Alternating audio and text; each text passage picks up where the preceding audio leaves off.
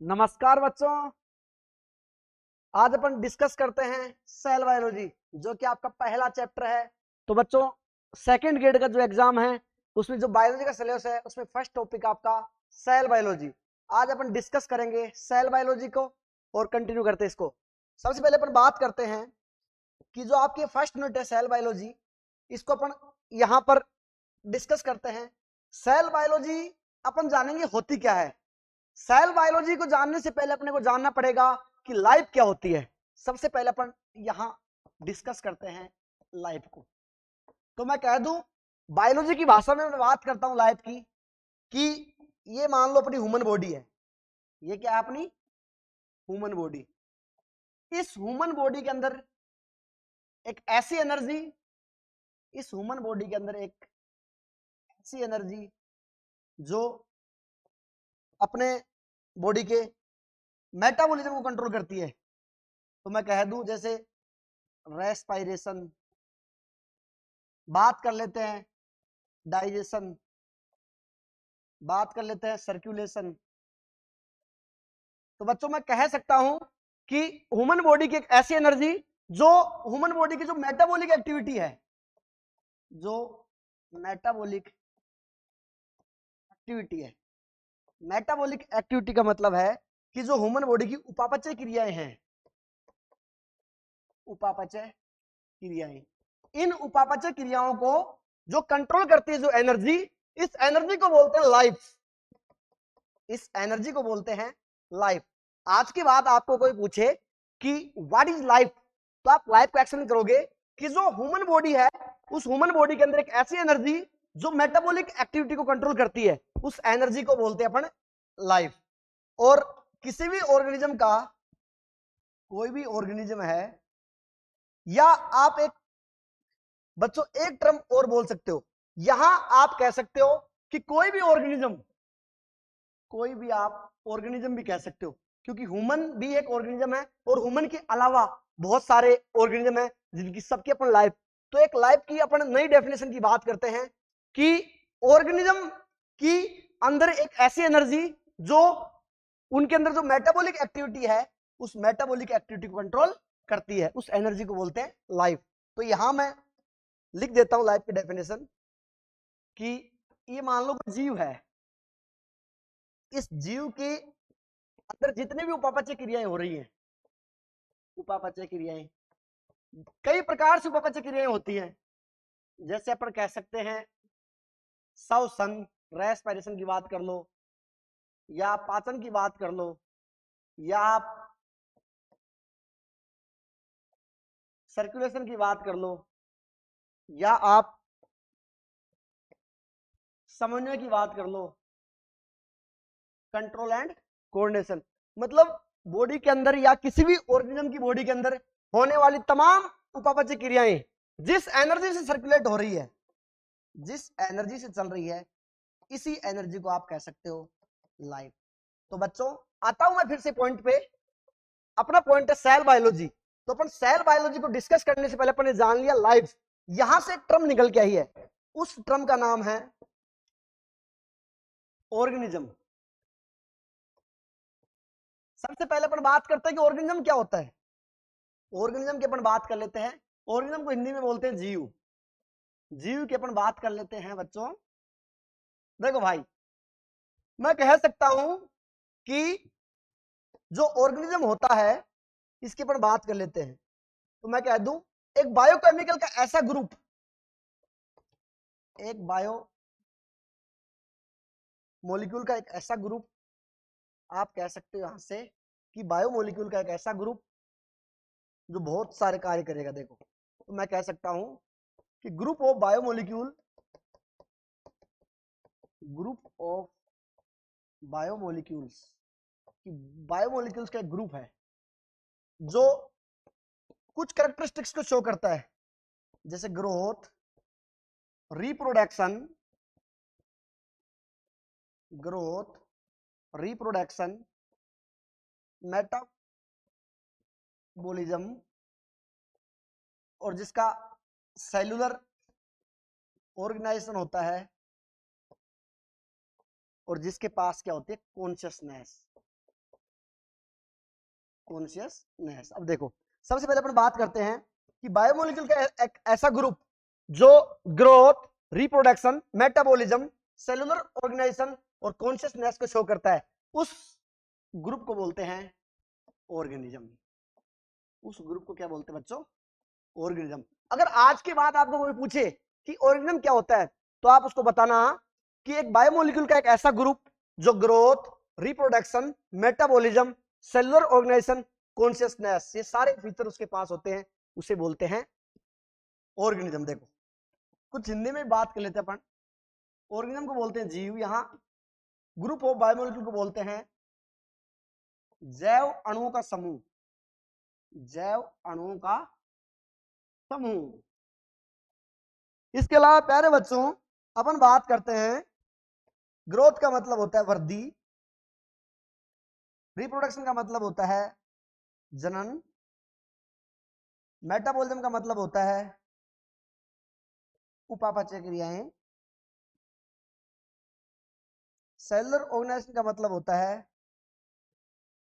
कोशिका संगठन, कोशिका संगठन, और कॉन्शियसनेस का मतलब होता है चेतना।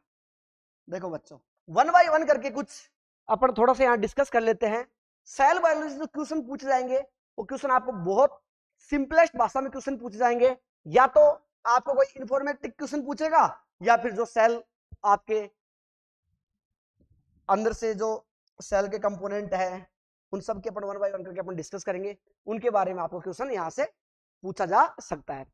तो सबसे पहले अपन डिस्कस कर लेते हैं, इनको वन बाय वन थोड़ा सा करके समझ लेते हैं कि ग्रोथ क्या होता है, रिप्रोडक्शन क्या होता है, मेटाबॉलिज्म क्या होता है। देखो प्यारे बच्चों सबसे पहले बात करते हैं कि कोई भी ऑर्गेनिज्म होता है उसके पास पहला फीचर होता है ग्रोथ। मतलब क्या हुआ? मतलब ये हुआ वो ऑर्गेनिज्म लाइफ टाइम क्या करेगा? ग्रोथ। अब यहां मैं ग्रोथ की डिटेल में नहीं जा रहा, क्योंकि अपन बाद में इसको नेक्स्ट कोई चैप्टर आएगा उसमें अपन डिस्कस करेंगे। सबसे पहले अपन बात कर लेते हैं कि ग्रोथ होता क्या है। तो प्यारे बच्चों सबसे पहले मैं बात कर लेता हूं कि जो ग्रोथ है, ग्रोथ बोले तो वृद्धि। किसी भी ऑर्गेनिज्म के अंदर या तो नंबर का बढ़ना या उसका मास बढ़ना। मान लो कोई भी जीव है, या तो उसके अंदर जो सेल है उनका या तो नंबर इंक्रीमेंट होता है या फिर उसका मास इंक्रीमेंट होता है। नंबर या मास में जो इंक्रीमेंट होता है इसी को बोलते हैं अपन ग्रोथ। इसी को अपन बोलते हैं यहाँ पर ग्रोथ। तो सबसे पहला पॉइंट आपका यहाँ पर क्लियर है। आज के बाद आपको कोई भी बोले कि ग्रोथ क्या होती है, तो आप कहना बच्चों कि कोई भी ऑर्गेनिज्म होता है उस ऑर्गेनिज्म के नंबर या उसके मास में जो इंक्रीमेंट है उसी को आप क्या बोलोगे? ग्रोथ। पहली बात। नंबर दो पे अपन बात करते हैं, जैसे कि आपने लास्ट स्लाइड में देखा था, सबसे पहले अपन ने बात रिप्रोडक्शन की बात कर लेते हैं। तो यहां से मैं बात करता हूं रिप्रोडक्शन बोले तो जनन। देखो रिप्रोडक्शन कोई भी ऑर्गेनिज्म होता है वो अपने सेल्फ परप्यूटेशन, अपने अस्तित्व को मेंटेन करने के लिए एक बायोलॉजिकल प्रोसेस करता है। उस बायोलॉजिकल प्रोसेस को बच्चों क्या बोलते हैं? रिप्रोडक्शन।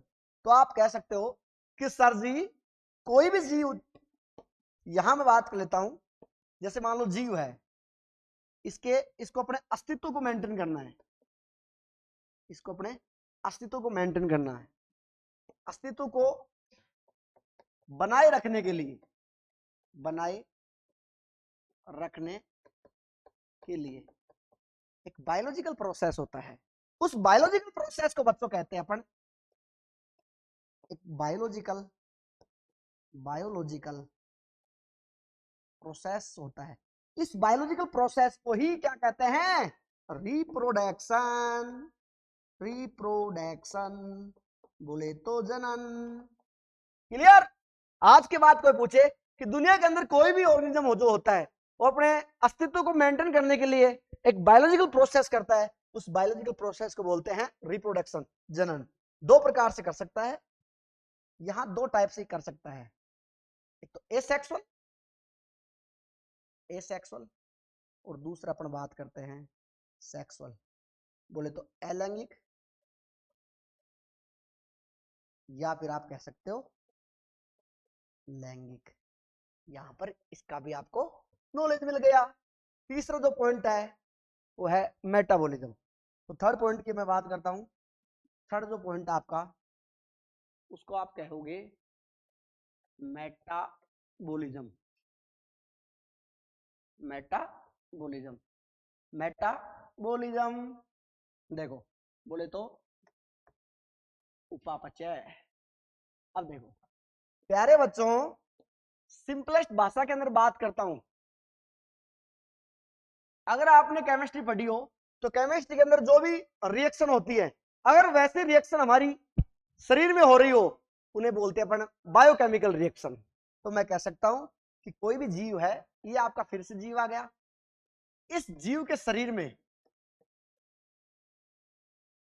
जो बायोकेमिकल रिएक्शन है, biochemical reaction, in biochemical reaction को ही क्या बोलते हैं, मेटाबॉलिज्म। ये जो बायोकेमिकल रिएक्शन होती है, इन बायोकेमिकल रिएक्शन को आप क्या बोलते हो बच्चों, मेटाबॉलिज्म। आज के बाद आप कहोगे कि सर ऑर्गेनिज्म के शरीर में कुछ भी घटना इवेंट हो रहा है, वो सब किसका रिजल्ट है, मेटाबॉलिज्म का। क्योंकि जैसे हाइट बढ़ रही है, खाना खा रहे हो, श्वास ले रहे हो, सारी प्रोसेस में एक बायोकेमिकल रिएक्शन चलती है, और उस बायोकेमिकल रिएक्शन के रिजल्ट के आधार पर क्या होता है, ग्रोथ। तो आप कह सकते हो यहां से कि सर जो बायोकेमिकल रिएक्शन है, इनका जो रिजल्ट है, इस रिजल्ट के आधार पे ही ग्रोथ डिसाइड होती है। ग्रोथ जो आपकी वृद्धि है, वो इनके आधार पे क्या होती है, डिसाइड होती है, डिसाइड होती है। तो आज के बाद आपको कोई पूछ ले कि सर जी बायोकेमिकल रिएक्शन कौन सी, हम तो केमिस्ट्री में जानते हैं कि रिएक्शन दो प्रकार से होती है, या तो मॉलिक्यूल बनेंगे या मॉलिक्यूल टूटेंगे। तो बच्चों दोनों प्रकार की रिएक्शन अगर साथ साथ हो रही हो, उसे बोलते हैं मेटाबॉलिज्म। ये बायोकेमिकल रिएक्शन यहां दो टाइप से चलती है। बोले तो यहां कैटाबॉलिज्म भी होता है, कैटाबॉलिज्म भी होता है, और यहां एनाबॉलिज्म भी होता है। अगर मैं कह दूं क्या, कैटाबॉलिज्म का मतलब होता है मॉलिक्यूल टूट रहे हो, यहां बड़ा मॉलिक्यूल है और टूट कर छोटे छोटे मॉलिक्यूल में डिवाइड हो रहा है, इसे बोलते हैं कैटाबॉलिक प्रोसेस, और ये पूरा इवेंट कैटाबॉलिज्म। और अगर मान लीजिए यहां छोटे छोटे मॉलिक्यूल कंबाइंड होकर एक बड़ा मॉलिक्यूल बना रहे हो, इसे बोलते हैं एनाबॉलिज्म। आज के बाद आप एक सिंपलेस्ट लैंग्वेज में कह सकते हो कि सर यहां कॉम्प्लेक्स से सिंपल बन रहे हैं, मतलब कॉम्प्लेक्स मॉलिक्यूल सिंपल में चेंज हो रहा है, और यहां सिंपल से प्रोसेस कहां हो रहा है, कॉम्प्लेक्स। तो मैं कह सकता हूं, यहां ध्यान से लिखिएगा, कॉम्प्लेक्स। तो आज के बाद इसका मैं आपको यहां मैं की पॉइंट लिखता हूं, इसका बहुत इंपॉर्टेंट फिनोमिना है, तो यहां मैं की पॉइंट डालता हूं इसका। अगर बायोलॉजी के अंदर कोई भी सिंपल प्रोसेस अगर कॉम्प्लेक्स में चेंज हो रहा हो, मतलब छोटे छोटे मॉलिक्यूल जुड़कर बड़े मॉलिक्यूल बना रहे हो, इस प्रोसेस को बोलते हैं एनाबॉलिक।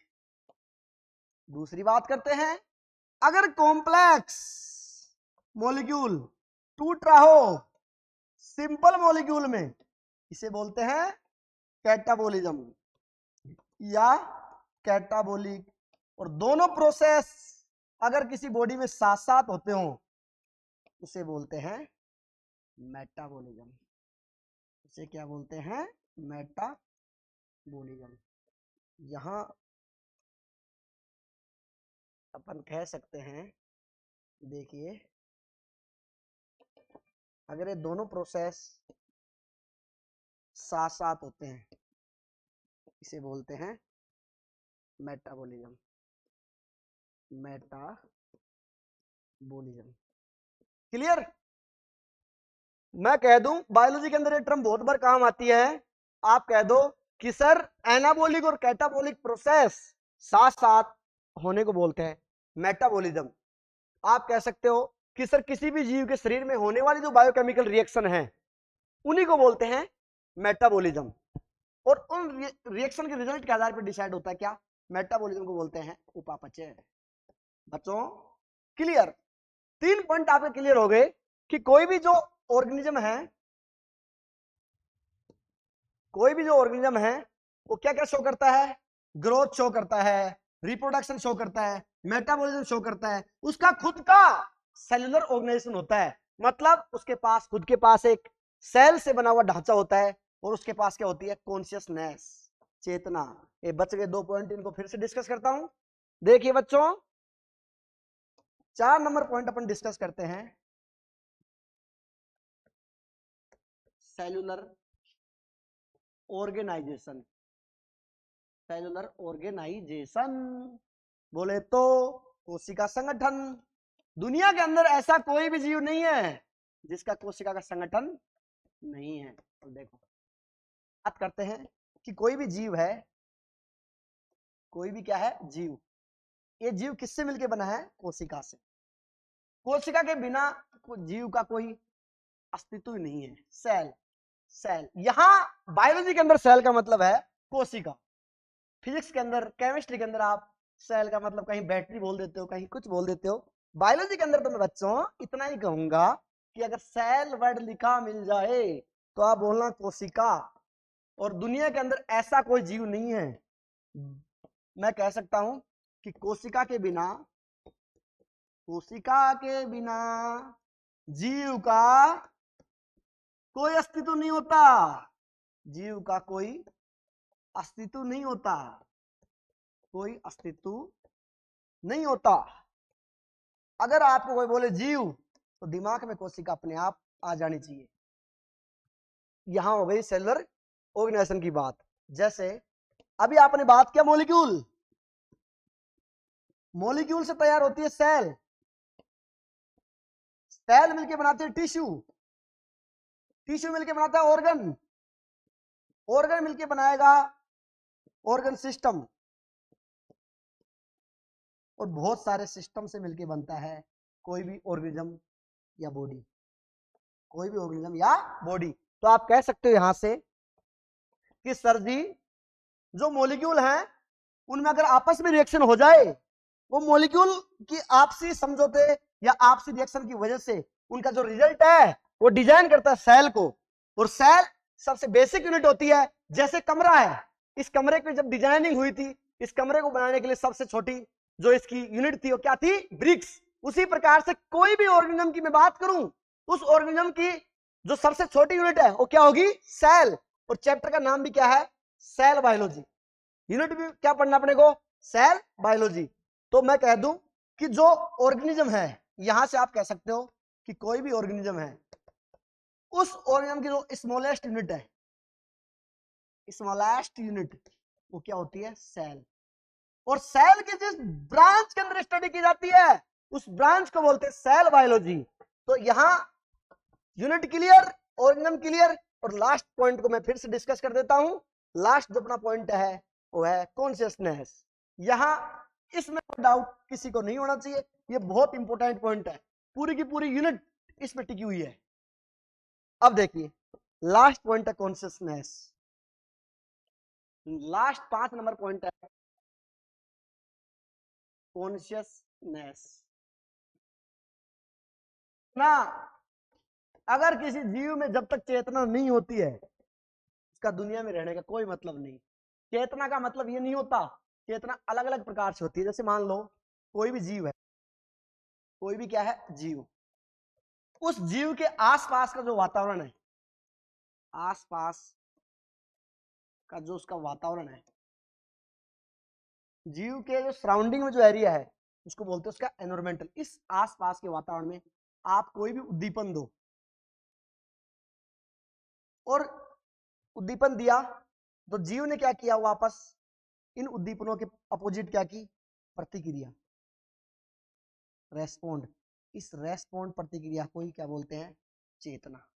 जैसे आपने किसी छुई मुई के पेड़ को छुआ, वो अचानक से छोटा सा हो गया, जैसे थोड़ी देर बाद धूप लगी वापस से, जैसे एक फ्लावर खिलता है, जैसे कोई भी इवेंट, जैसे प्लांट की एक पत्ती सूरज की लाइट लेने के लिए उसकी अपनी तरफ डायरेक्शन शो करती है, ये सब किसके कारण होता है? चेतना के कारण। जैसे आपको सर्दी लगती है, कभी गर्मी लगती है, कभी बारिश लगती है, ये क्यों लगती है? क्योंकि आप में कॉन्शियसनेस है। क्या है बच्चों? कॉन्शियसनेस। अगर आपके मान लो कोई झापट मारने की कोशिश करे तो आप क्या करोगे? उसके प्रति रेस्पॉन्ड। जैसे आप देखोगे झापट किसने मारा है, अगर आपके साथी ने मारा है तो वापस से चिपका दोगे। अगर मान लो आपके घर वालों ने माना है तो आप सोच के रेस्पॉन्ड करोगे। ये जो सोचने की, ये जो उद्दीपन के अपोजिट रेस्पॉन्ड करने की जो कैपेसिटी है, इसी को बोलते हैं चेतना। और हर जीव के पास होती है। दुनिया के अंदर कोई भी जीव हो, चाहे से भले हो कितना छोटा हो, भले हो कितना बड़ा हो, इस बात पे कोई फर्क नहीं पड़ता। अब देखिए, मैं बात करता हूं यहां पर जो ह्यूमन है, उस ह्यूमन के पास चेतना का सबसे उच्चतम स्तर होता है। मैं कह दूं कि कॉन्शियसनेस का जो हाईएस्ट लेवल होता है उसे बोलते हैं सेल्फ कॉन्शियसनेस। तो मैं कह दूं कि जो ह्यूमन है, यहां पर बात कर लेते हैं कि जो ह्यूमन है, ह्यूमन, इसके पास सुपीरियर लेवल की चेतना होती है। चेतना इसके पास क्या होती है? बहुत ज्यादा, जिसको बोलते हैं सेल्फ कॉन्शियसनेस। Self consciousness. दुनिया में इकलौता ह्यूमन ही ऐसा है जो खुद के काम के खुद डिसीजन ले सकता है। बाकी कोई भी ऑर्गेनिज्म नहीं होता जो अपने बारे में अच्छा या बुरा सोचता हो, या जो अपने बारे में बहुत ज्यादा आगे की सोचता हो। ह्यूमन एक ऐसा है जो अपने बारे में लगभग 100 साल तक सोच सकता है। बाकी कोई भी ऑर्गेनिज्म होता है रोज अपने बायोलॉजिकल क्लॉक के आधार पे उड़ते हैं, खाना खाते हैं, सो जाते हैं, रिप्रोडक्शन करते हैं।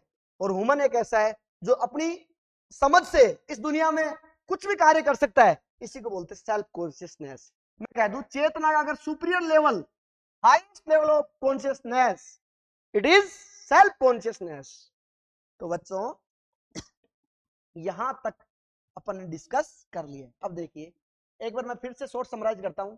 अपने सेल बायोलॉजी यूनिट का नाम अपना, इस यूनिट से लगभग आपको 2 क्वेश्चन मिलते हैं जो सेकंड ग्रेड में पेपर में एक अच्छा वेटेज रखते हैं बायोलॉजी में। तो सबसे पहले अपन बात करते हैं कि सेल बायोलॉजी होती क्या है। इस सेल बायोलॉजी को समझने से पहले अपने को समझना पड़ेगा छोटी छोटी चीजें, लाइफ क्या होती है।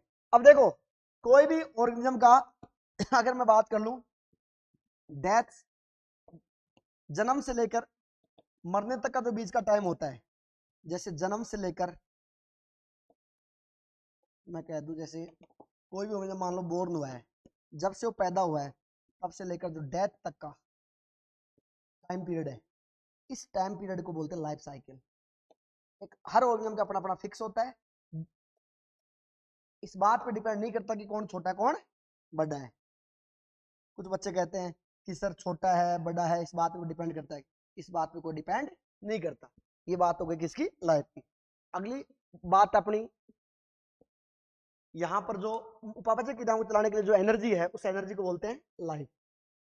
इसके बाद अपन बात करते हैं नेक्स्ट ऑर्गेनिज्म की। यहाँ पर बात हो गई कि बायोमोलिक्यूल का एक ऐसा ग्रुप जो growth, reproduction, metabolism, cellular consciousness और कॉन्शियसनेस को शो करता है, उसे बोलते हैं। नेक्स्ट अपन बात करते हैं, ग्रोथ की बात हो गई। यहाँ 5 को मैंने हल्का फुल्का एक्सप्लेन कर दिया, ग्रोथ, रिप्रोडक्शन। इसके बाद मैंने मेटाबॉलिज्म का एक्सप्लेन कर दिया है, सेलुलर ऑर्गेनाइजेशन एक्सप्लेन हो गया है, और कॉन्शियसनेस। अब देखो, अब अपन बात करते हैं कोशिका विज्ञान, इसकी डेफिनेशन की बात करते हैं। कोशिका विज्ञान की अपन डेफिनेशन की बात करते हैं। देखो, सेल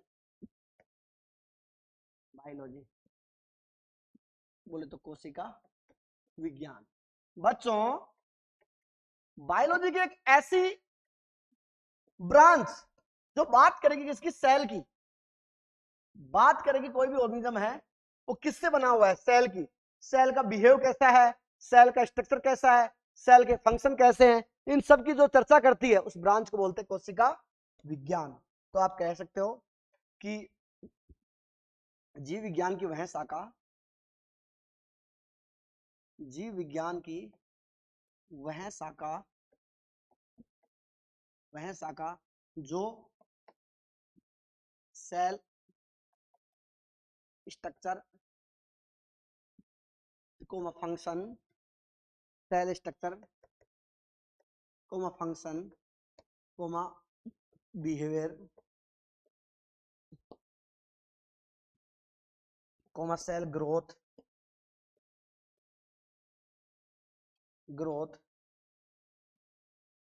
इन सब की जो बातें करती हैं उस ब्रांच को बोलते हैं सेल बायोलॉजी।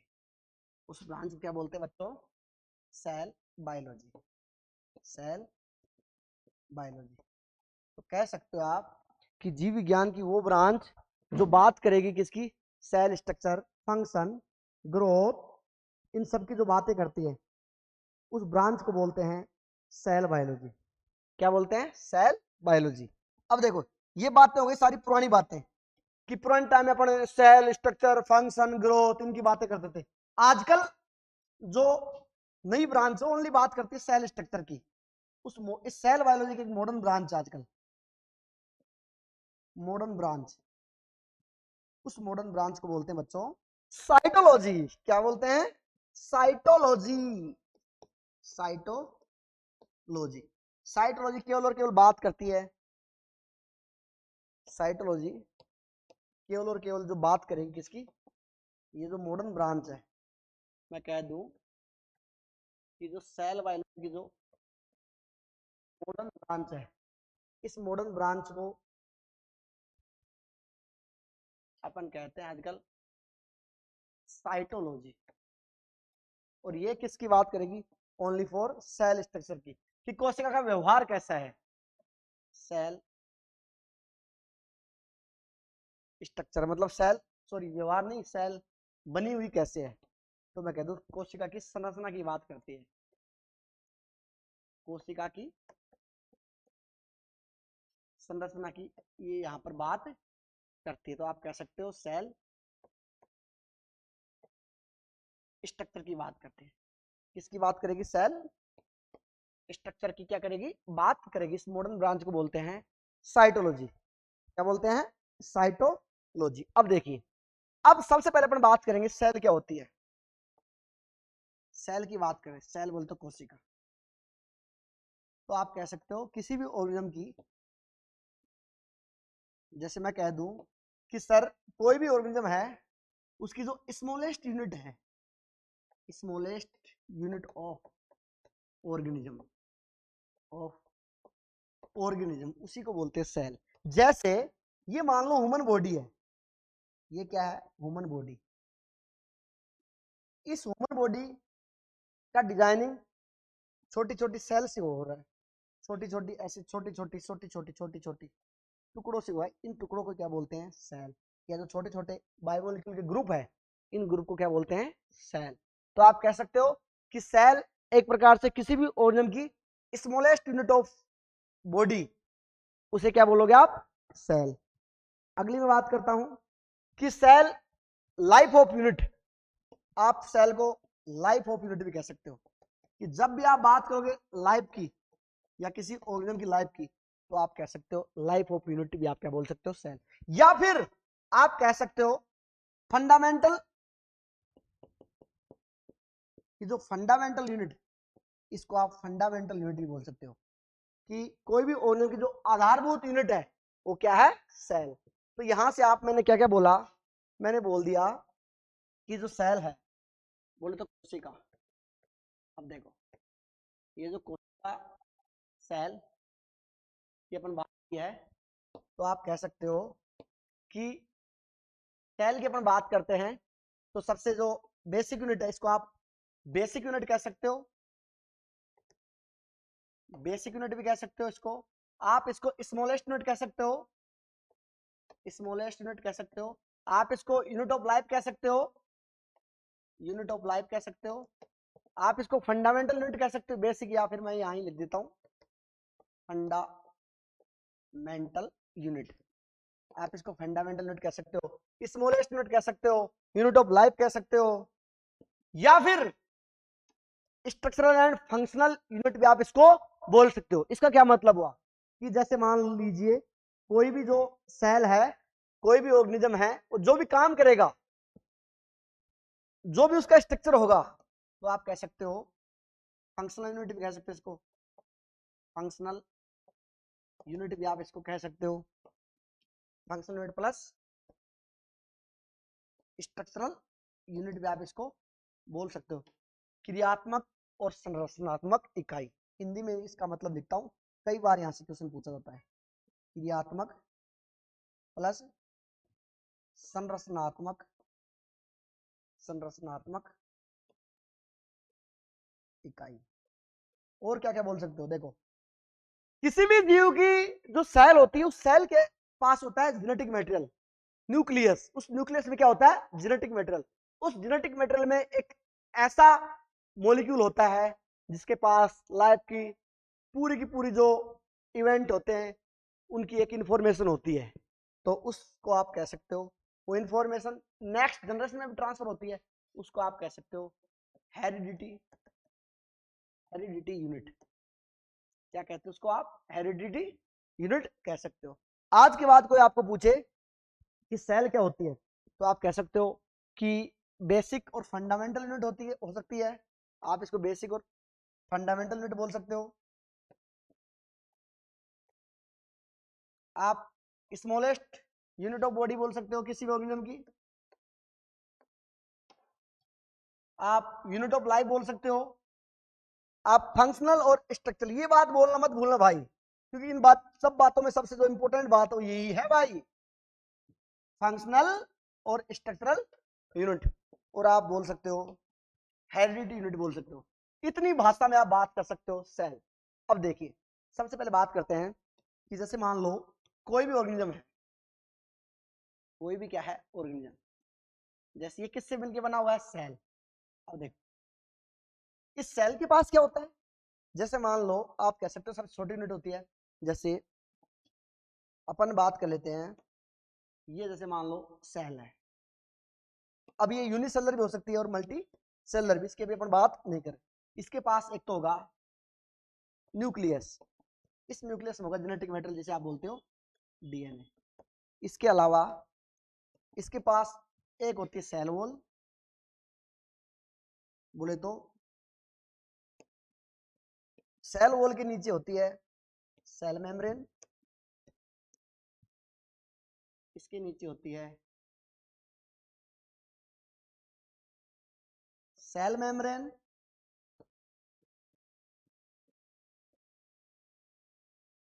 इसको मैंने बोल दिया न्यूक्लियस। ये मैं टाइपिकल या टिपिकल सेल की बात कर रहा हूं भाई, दुनिया में सब सेलों में ऐसा होगा जरूरी नहीं है। ये अपन एक आइडियल केस की बात कर रहे हैं यहां पर। इसके अलावा बीच में जितने भी मेटाबॉलिक एक्टिविटी है उनके लिए जो साइट है, उस साइट को बोलेंगे अपन साइटोप्लाज्म। उस साइट को क्या बोलेंगे अपन यहां पर, साइटोप्लाज्म। बच्चों हाँ सर बोलिए, देखिए इसे क्या बोलेंगे, साइटोप्लाज्म। और साइटोप्लाज्म ही वो जगह होती है जहां तमाम प्रकार की मेटाबॉलिक एक्टिविटी होती है। अब देखिए साइटोप्लाज्म, इस साइटोप्लाज्म में बहुत सारे ऑर्गेनल्स होते हैं। जैसे मान लो इसमें राइबोसोम होगा, ये लो इसमें राइबोसोम हो गए, इसमें माइटोकॉन्ड्रिया हो गया। एक ह्यूमन बॉडी की सेल की बात कर रहा हूं भाई मैं। सर ह्यूमन बॉडी की सेल में तो सेल वॉल नहीं होती। अरे मान लो एनिमल और प्लांट के कंबाइंड सेल की बात कर रहे हैं। मैं कब कह रहा हूं कि मैं ह्यूमन मतलब एक पर्टिकुलर एनिमल सेल की बात कर रहा हूं, मैं तो एक सेल की बात कर रहा हूं। वो प्लांट सेल भी हो सकती है और एनिमल सेल भी हो सकती है। अब यहां दोनों की बातें मैं कंबाइंड कर रहा हूं कि जो एनिमल सेल है उसमें सेल वॉल क्या होती है, एब्सेंट। प्लांट सेल में सेल वॉल प्रेजेंट। लेकिन अपन तो एक सेल को जान रहे हैं यहां पर, अभी अपन एनिमल और प्लांट सेल को डिस्कस नहीं कर रहे। अब देखिए राइबोसोम की बात हो गई। सर जी एनर्जी के लिए क्या चाहिए, एनर्जी के लिए चाहिए माइटोकॉन्ड्रिया। क्या चाहिए, माइटोकॉन्ड्रिया। ये लीजिए भाई, ये ऑर्गेनल है जिसको आपने बचपन में पावर हाउस बोला था। याद कीजिए क्लास 6 और 7 का वो लेक्चर जिसमें आपको याद कराया गया था कि हमारे शरीर में जो पावर हाउस है वो क्या है, माइटोकॉन्ड्रिया। तो आप कह सकते हो माइटोकॉन्ड्रिया। ये अगर प्लांट सेल है तो पिगमेंट भी होगा, उस पिगमेंट को बोलते हैं क्लोरोप्लास्ट। लीजिए लिख देता हूं, मैं कब कह रहा हूं कि मैं एनिमल और प्लांट सेल की बात कर रहा हूं, मैं तो दोनों की कंबाइंड बात कर रहा हूं।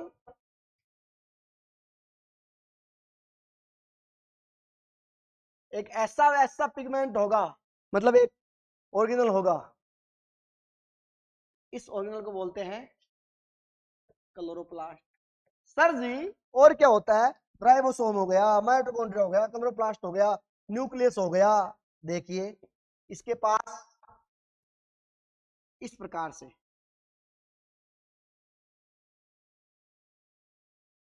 ये जो होता है इसको बोलते हैं एंडोप्लाज्मिक ईआर, एंडोप्लाज्मिक रेटिकुलम। इसके अलावा इसके पास ऐसा, इसको बोलते हैं गोल्जी बॉडी, गोल्जी बॉडी। ये ईआर हो गया, गोल्जी बॉडी हो गया।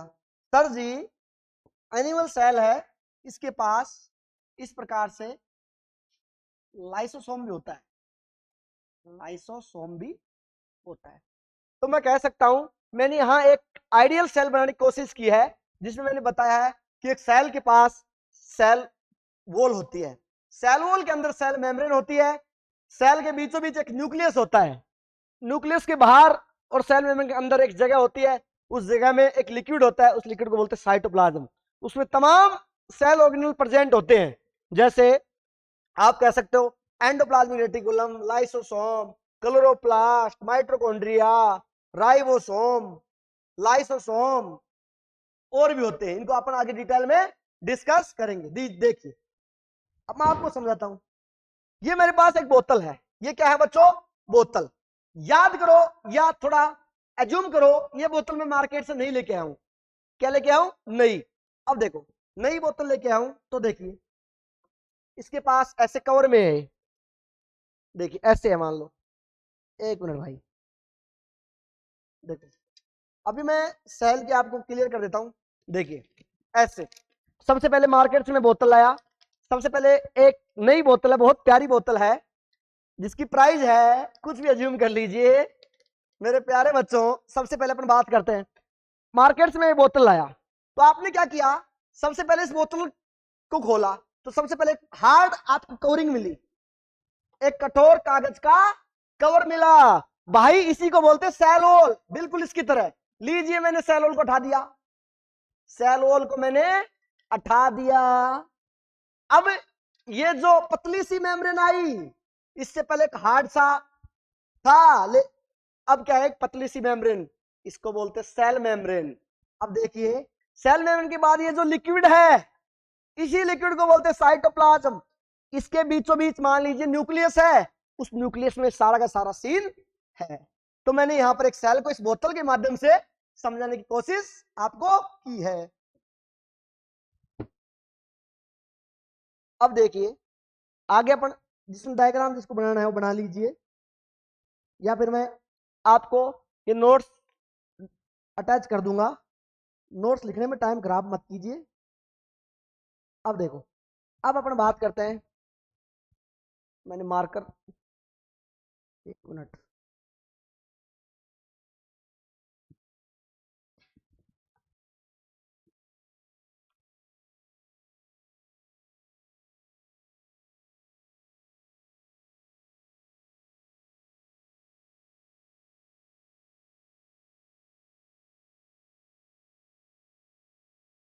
देखिए अब अपन बात करेंगे, कल की क्लास में अपने को क्या पढ़ना है?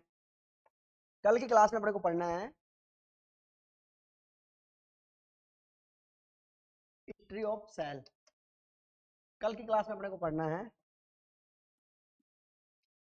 हिस्ट्री ऑफ सेल, और इसके बाद अपन बात करेंगे, बोले तो कोशिका का इतिहास।